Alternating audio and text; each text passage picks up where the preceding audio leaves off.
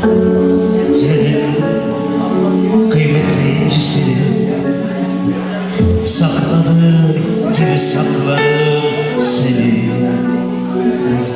Bir bahar dağının narin tomurcuklarını sakındığı gibi korurum seni. Çok derin derin, derin derin, derin derin, derinlerimde ellerim bir armağan gibi Tanrı'dan bana.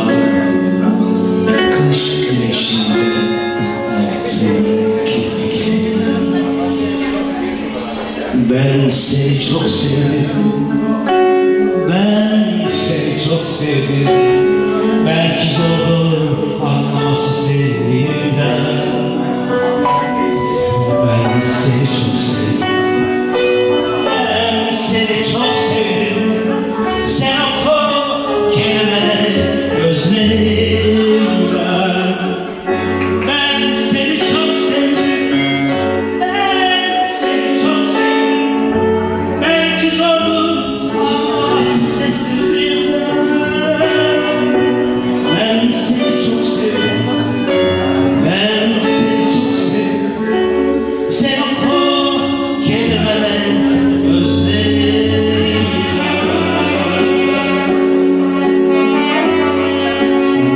Ben seni çok sevdim, canımdan daha çok sevdim.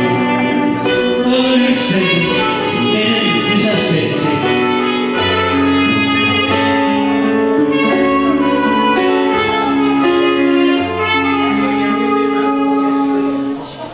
Çok derin derin, derin derin, derin derin, derinlerinden ellerim bir armağan gibi Tanrı'dan bana.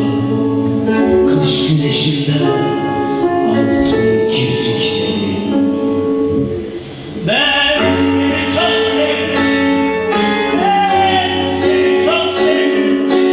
Belki zordur anlaması sesimden.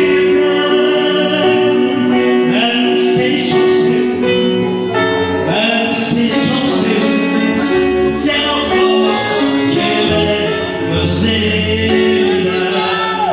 Ben seni çok sevdim, ben seni çok sevdim.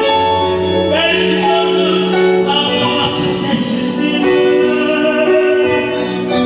Ben seni çok sevdim, ben seni çok sevdim. Sen oku kelimeleri gözlerimden.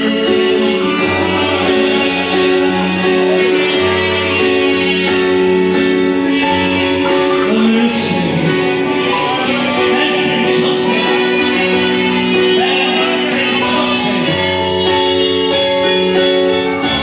Sen oku kelimeleri gözlerimden.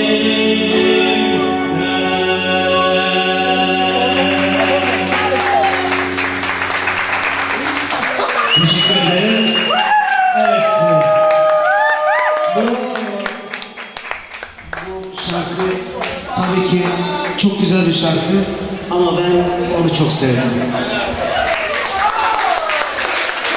Bu bir gerçek yani. Teşekkür ediyorum.